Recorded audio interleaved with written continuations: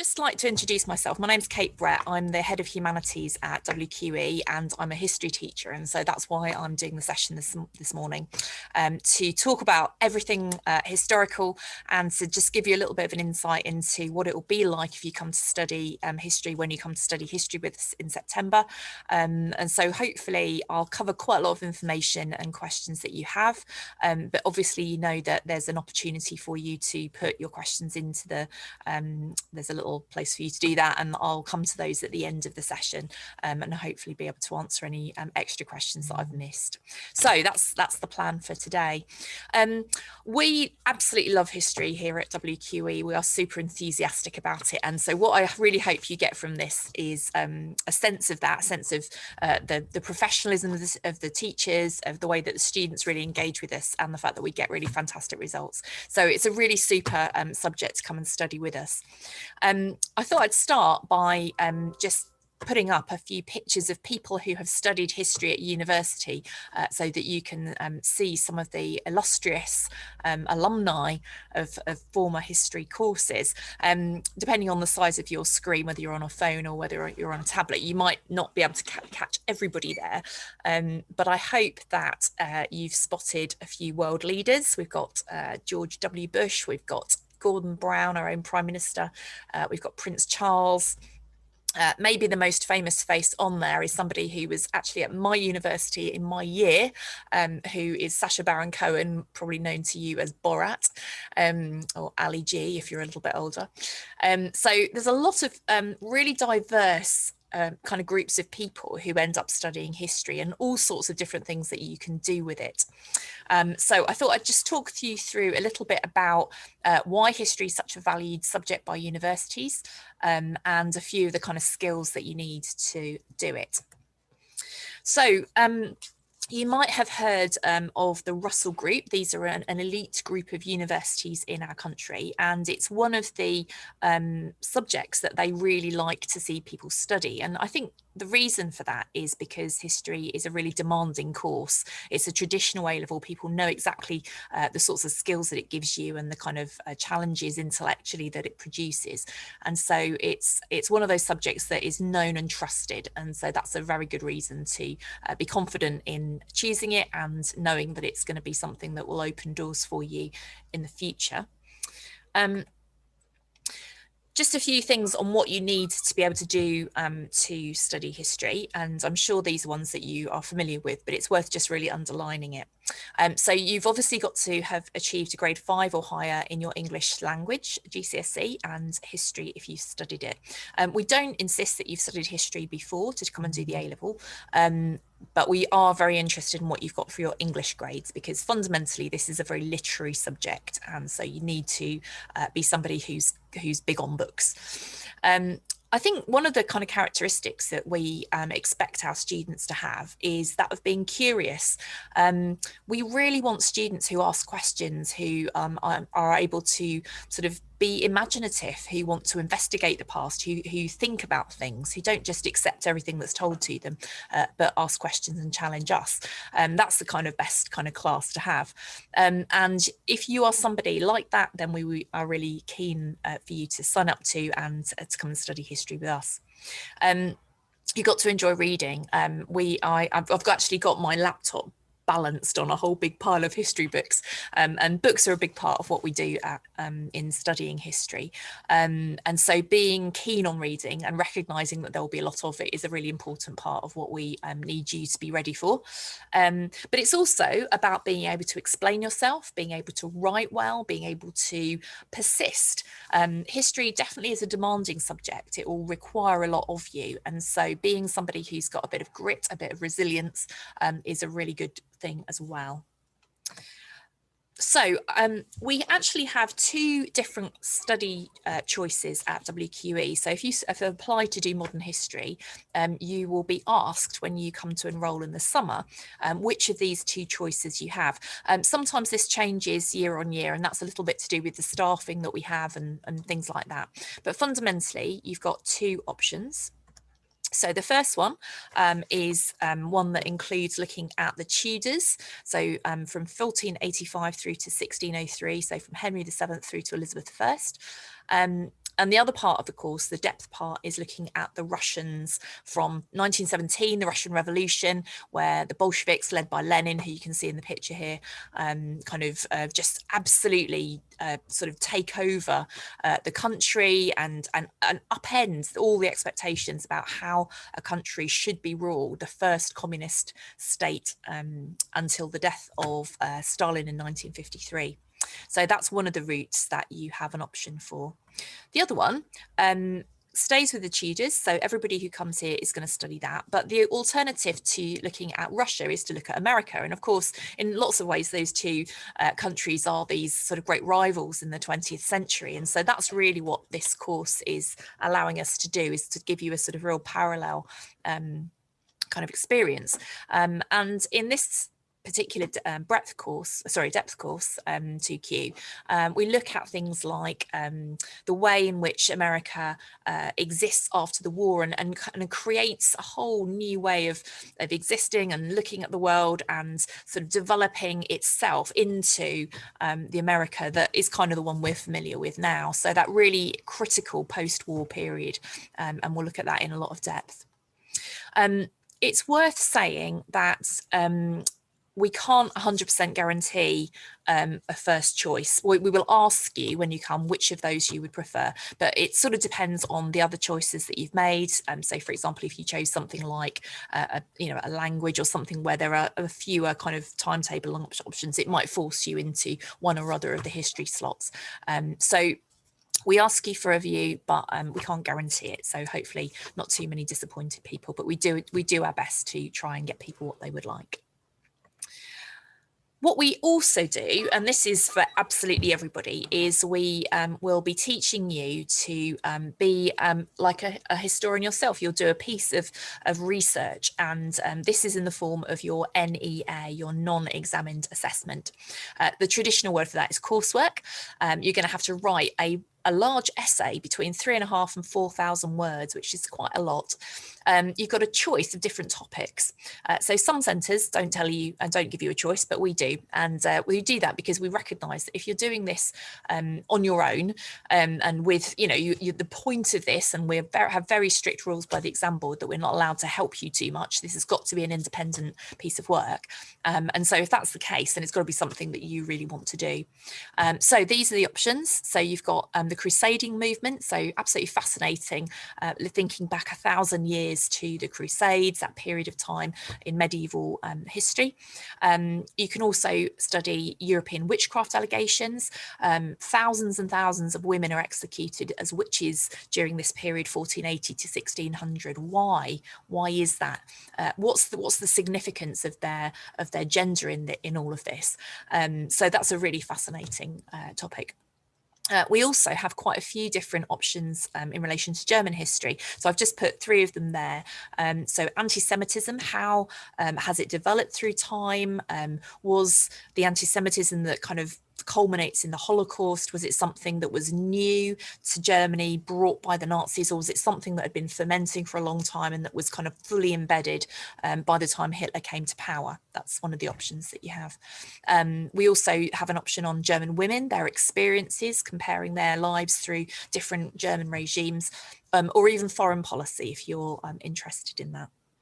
The last option so far, although it's always possible that we'll launch a new one, is to have a look at the abolition of slavery. So this is a topic that I think has been getting a lot more kind of momentum recently. I think I'm sure many of you followed on the news last summer the pulling down of the statue of Edward Colston in Bristol, and that's to do with sort of the fact that slavery continues to be a subject that is really fascinating and really important for us to look at.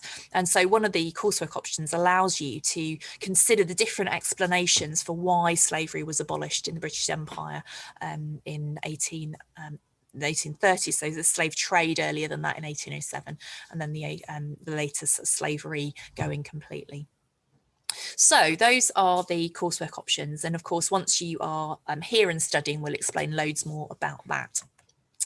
So just to kind of sum up in relation to the exam, we follow the AQA syllabus. You've got a breadth paper, a depth paper, and the coursework paper. And so it'll be tutors for the breadth, either America or Russia for the depth, and then the coursework option is something that you get to choose for yourself. So I guess one of the questions that you might have is in relation to what it's like to be in a lesson at WQE. Well, how does it compare to what it's been like at school? Well, obviously, I'm not exactly sure the answer to that, in the sense that I don't know what kind of experience you've had at school. But I think we would want to say a number of things about the lessons that we teach. So we are a really well organised department. So one of the things that you will get almost immediately when you come to study with us are these booklets which we've produced. So this is just one from the tutor side of the course. And we kind of give you all your resources in one pack, which means that it's easy for you to stay organised and you've got everything that you need for each lesson. We also issue textbooks to all our students. So there's a picture up on there. That's this one here for the tutors. And we've got, actually, I've got the Russia one right here as well. So we've got some really good, everybody can have their own textbook, which they get to keep for the 2 years, and then obviously return it at the end of that. So we're well resourced. We've also got a very extensive, I'll show you a couple of pictures of this in a moment, really extensive WQE Online, which is our virtual learning environment, which has got loads and loads and loads of stuff to do with history there. So that's really good. I think it's fair to say that we value interactive lessons. We really like getting our students to talk to each other, to discuss, to debate, to reenact. A bit of Tudor rebellion reenactment goes on in my classes. We really want you to develop your skills by being active. We don't expect people to sit there passively and just take notes. And that would be, I mean, you do need to take notes occasionally. You certainly do need to write some essays. But fundamentally, we really value a variety of different ways in which we can teach and just try and keep you interested and engaged. We will kind of bring in things like quizzes, Kahoots, bits of video clip, all sorts of different ways in which we try and just make the lessons engaging. It's going to be challenging. We're going to definitely require everybody to be fully involved. So there's no place for people to hide, but we are nice with it. So if you're a bit shy about speaking, don't worry, we will not just pick on people randomly.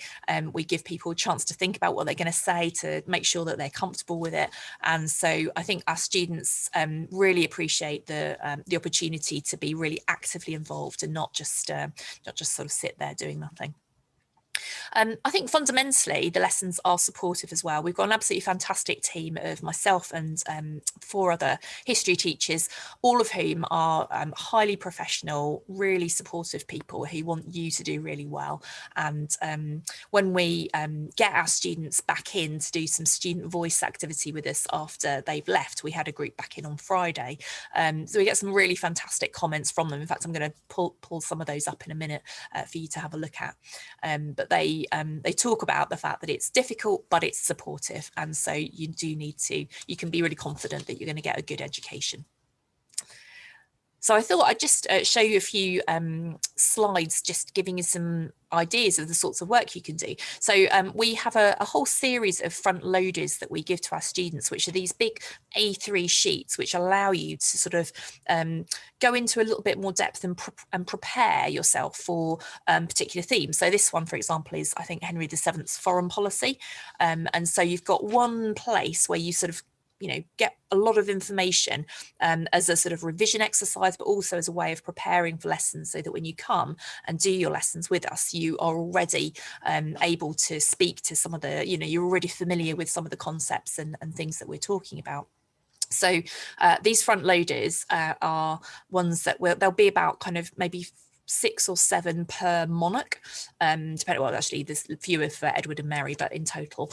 And so you over the course of the the 2 years, you're probably going to end up doing about 40 of these. There's a lot that, you know, it's a way of kind of building revision into the course, which I think is really, really useful, because it means that when you get to the end, you know, when you're coming to your final exams, you're not suddenly having to start from scratch in terms of your revision, which so students say that they really appreciate those. You do have to do quite a bit of note taking. You can see one of my students' notes here in terms of the Western Rebellion. So this is one of the big rebellions in Edward VI's time, where people were fed up with the introduction of a new prayer book, and so they rose up and got very cross about it. And so you can sort of just see the way in which sort of notes get taken. This is very typical of the sort of note taking that you're going to do, and it's good to kind of be ready for that kind of activity. If you think about what history teaches us, or teaches you to do, fundamentally it's giving you some really important skills which employers like. So you have to be quite critical. You've got to think, is that true? You're asking questions a lot of the time. You've got to be able to analyse sources. So who wrote it? Why did they write it? I'm sure this is very familiar to you if you've done GCSE, but being able to look at a source in that way is such an important skill for living in our modern world. You know, you're bombarded, aren't you, with information, and being able to ask good searching questions about who wrote it and why they wrote it and what they're expecting you to think about it, and whether we can, you know, how much reliance we can put on it. All of those are really fantastic questions to ask. By the end of your time doing history, you're going to get much better at writing, and so being able to write persuasively is something that employers really value and is so important in all sorts of areas of life. So these are good reasons to look forward to coming and to study history. So I love this slide. This is one of my former classes who were just lining up to have a picture before they went, and it kind of, I guess it kind of captures their spirit. There's a really supportive spirit of people helping each other, students help each other. Lots of them get together in study groups and use social media to be really positive about that kind of thing. But as I said earlier, we've got WQE Online as well, which is a really great way of kind of enabling you to look at your PowerPoints that your teachers have been looking at in class, looking at extra videos and podcasts and radio programs, and there's a real wealth of information and stuff that you can use to support your learning. So you know, the fact that we're doing this, you know, virtually rather than you coming in to see me in person is obviously a feature of the crazy year that we've had and the crazy 2 years that we've had, really. You know, you've got used to the fact that sometimes your teacher can't be there to help you in the way that normally they would be, and so that I'm sure as a year group you are already sort of set up for being independent, but that's something that's good for A-level, and so the skills that you've got in the last little while through being at school and having to do sort of home learning will really help you as you come to do A-level, and it will feel kind of, I think, very natural in a way that maybe previous generations or, you know, a few years ago wouldn't have done. There is also a lot of support here at college for you, so additional support sessions, academic coaches, individual and group tutorials all happen to make sure that you are, you know, somebody, you know, there's somebody who you can ask questions to, and really that starts in your lesson as well, just making sure that you ask your teacher what's going on, and if you're not sure how to find out, they will definitely help you. So I mentioned that I'd got a group like this back in last Friday to talk to us, and here were some of the things that they said. These are direct quotes, I'm not making these up. So they had some lovely things to say about the fact that lessons were really engaging and interesting. They looked forward to them. They said it was never a drag to come to history. They mentioned the booklets that I mentioned earlier, the front loaders that you saw a copy of, and really appreciated the fact that they'd got quite a structured sort of, yeah, a kind of a infrastructure, if you like, of kind of books and resources and things that they could make sure that they use to help them. And they also commented on the fact that that their teachers are really enthusiastic and helpful. You know, we really pride ourselves on being people who absolutely love history, and we hope that you will love it as much as we do by the end of your course. Okay, so I'm going to run through the last few slides and just give you a little bit more information, and then we'll have a chance for some questions at the end. So independent learning is one of those phrases that gets used a lot about A-level study, and it's really important, and it's probably the biggest difference between GCSE and A-level. But I do, as I said, I do think that you, of all the groups who are going to come up to us, probably have been used to doing this a little bit more than most people. But it is fair to just point out that you're going to need to do about half your learning outside the classroom. So we have 4 70-minute sessions per week with me, or with me and your other history teacher, whoever that is.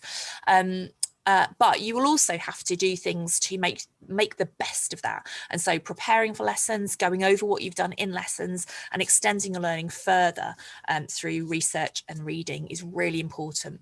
And of course, fundamentally, what you're going to have to do in the exam is write essays. And so completing those, making sure that you've done your assignments is critical. So independent learning means doing all of those things so that you get the absolute maximum out of the time that you are in a classroom with a real live teacher.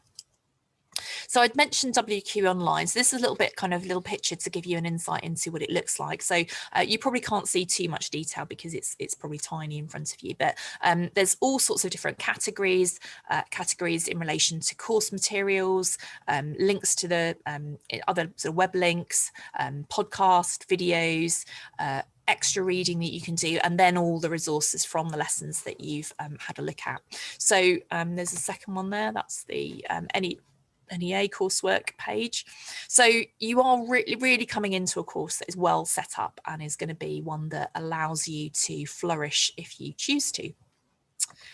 In a normal year, we plan visits. We're really hoping that we get to do that next year. Previously, we've been to places such as the Tower of London. We've been to the Civil War Centre at Newark.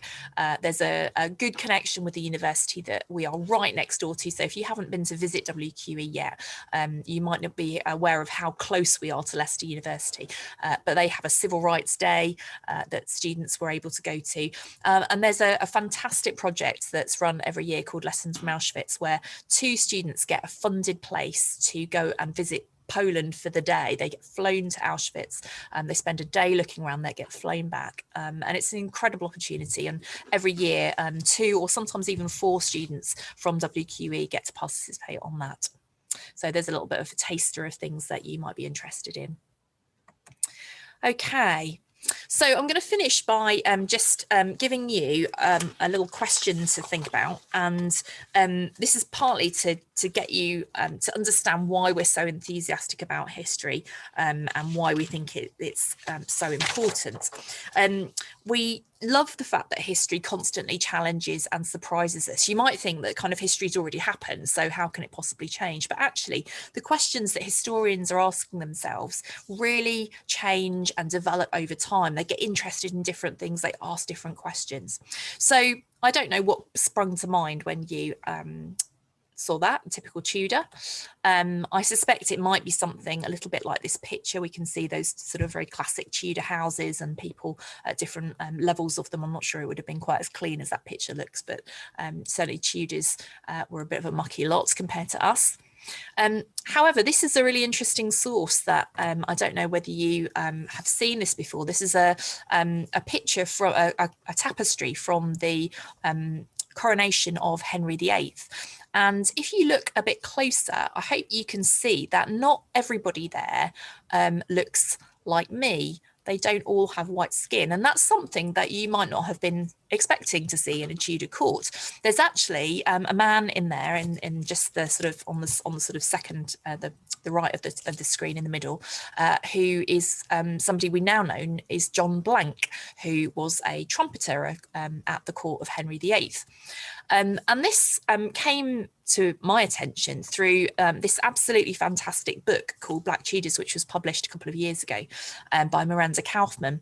And the reason it's so interesting. Obviously, I love the Tudors. I teach the Tudors, and so I was really fascinated to hear about a different angle on life then. But it kind of it really gave us an insight into that question of whose voices are we listening to, and fundamentally, that's what history is, isn't it? It's listening to voices from the past. What are the sources available to us?